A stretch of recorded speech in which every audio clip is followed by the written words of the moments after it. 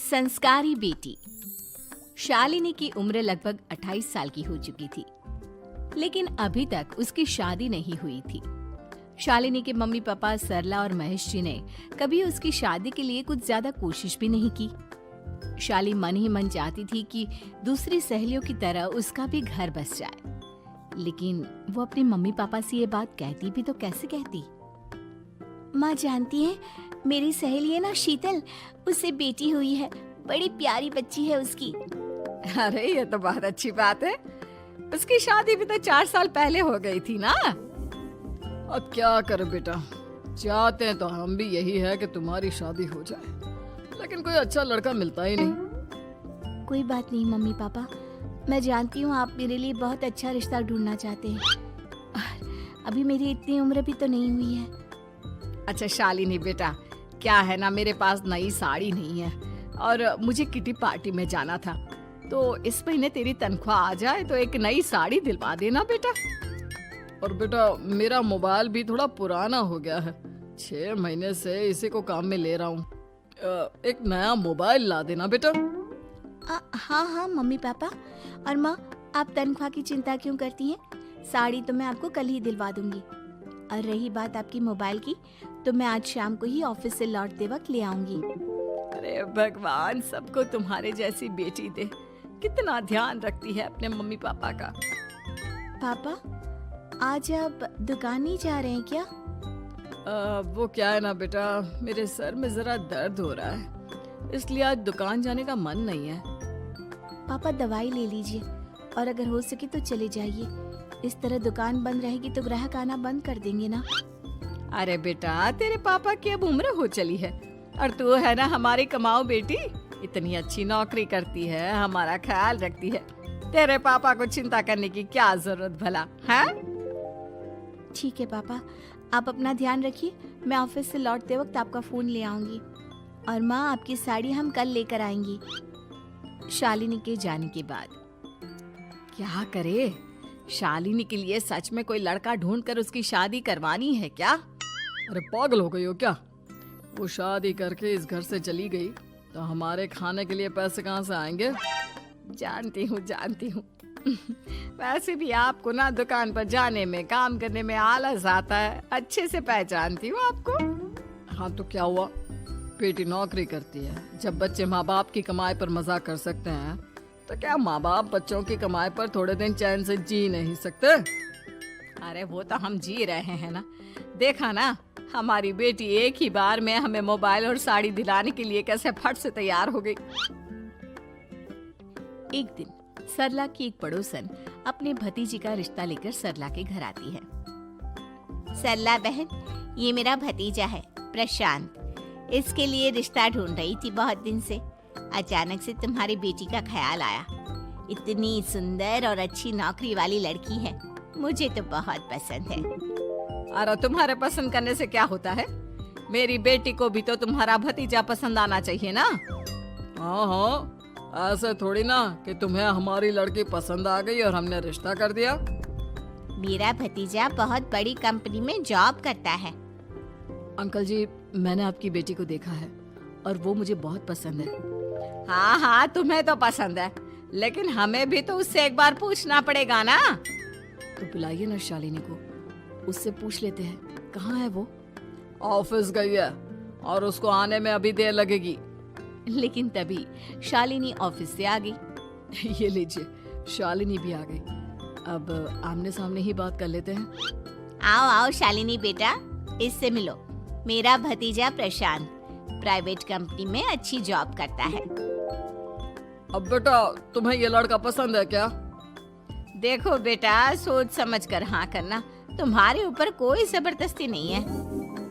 Mummy papa, प्रशांत की job और उसकी बातें सुनकर मुझे तो काफी अच्छा लगा। मैं उससे शादी करने के लिए तैयार हूँ। ये लो, सारा मामला यहीं के यहीं निपट गया। लड़का और लड़की राजी हैं, तो अब हमें क्या। सरला की पड़ोसन और प्रशांत वहाँ से चले जाते हैं। अगले दिन, क्या हुआ मम्मी पापा, आप इतने उदास क्यों लग रहे हैं? वो क्या है ना बेटा, तुमने शादी के लिए हाँ कर दी उस लड़के के साथ। तो क्या हुआ माँ, उस लड़के में कोई खोट है क्या? आपको वो पसंद नहीं? अरे नहीं नहीं बेटा, जिसमें तुम्हारी खुशी उसमें हमारी खुशी। हमें भी लड़का पसंद है। तो फिर क्या बात है? अगर कुछ भी है तो आप मुझे बता सकते हैं। तुम्हारी माँ ये सोच सोच कर परेशान है कि तुम्हारे बाद हमारा क्या होगा। तुम हमारी इकलौती बेटी हो, हमारा बुढ़ापा कैसे कटेगा। अब बेटा, हम अपने बारे में सोचकर तुम्हें जिंदगी भर शादी करने से रोक तो नहीं सकते ना।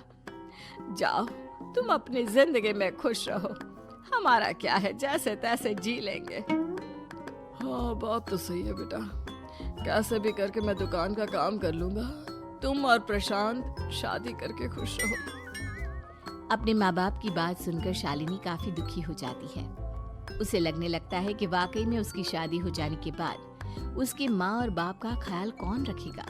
और यही सोचकर वो एक दिन प्रशांत से मिलती है। देखो प्रशांत, तुम मुझे बहुत पसंद हो, लेकिन मैं चाहकर भी तुमसे शादी नहीं कर सकती। अरे क्या हुआ शालिनी? क्या तुम मेरी किसी बात से परेशान हो? नहीं नहीं प्रशांत, मैं अपने माँ बाप की इकलौती संतान हूँ। अगर मैं भी शादी करके घर से चली गई तो उनका ख्याल कौन रखेगा, उनका खर्चा कौन उठाएगा। तो क्या तुम सारी जिंदगी शादी नहीं करोगी? शायद नहीं प्रशांत, और अगर अपने माँ बाप के लिए ये भी करना पड़े तो इसमें गलत क्या है। प्रशांत ये सारी बात जाकर सरला की पड़ोसन यानी कि अपनी बुआ को बता देता है। ये सरला तो बड़ी चालाक निकली। प्रशांत, वो अपनी बेटी के साथ खेल खेल रही है। कैसा खेल? आप क्या कहना चाहती हैं? अरे शालिनी बहुत सीधी और संस्कारी लड़की है, लेकिन ये सरला और महेश एक नंबर के चालाक। बुआ जी, आपकी बात सही है, लेकिन अपनी बेटी के साथ भला कोई क्यों चालाकी करेगा? वो तो मैं तुझे कल बताऊंगी। तो कल सुबह मेरे साथ शालिनी के घर चलना। और फिर अगले दिन। क्या हुआ सरला बहन, तुम्हारी बेटी ने तो शादी के लिए मना कर दिया। अब पता नहीं बहन जी क्यों मना कर दिया। हम तो चाहते थे कि बेटी की शादी धूमधाम से करें। हमारी तो बहुत इच्छा थी कि शालिनी की शादी प्रशांत के साथ हो जाए, लेकिन अब क्या करें, वही नहीं चाहती। आंटी जी, शादी के बाद मुझे अपने माँ बाप की बहुत चिंता रहेगी। उनका ख्याल कौन रखेगा?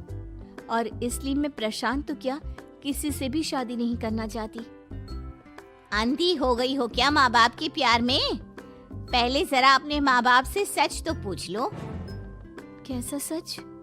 यही सच शालिनी, कि ये तुम्हारे सगे माँ बाप नहीं है और तुम इनके लिए सिर्फ पैसे कमाने का एक जरिया हो। अरे अरे, ये तुम क्या कह रही हो?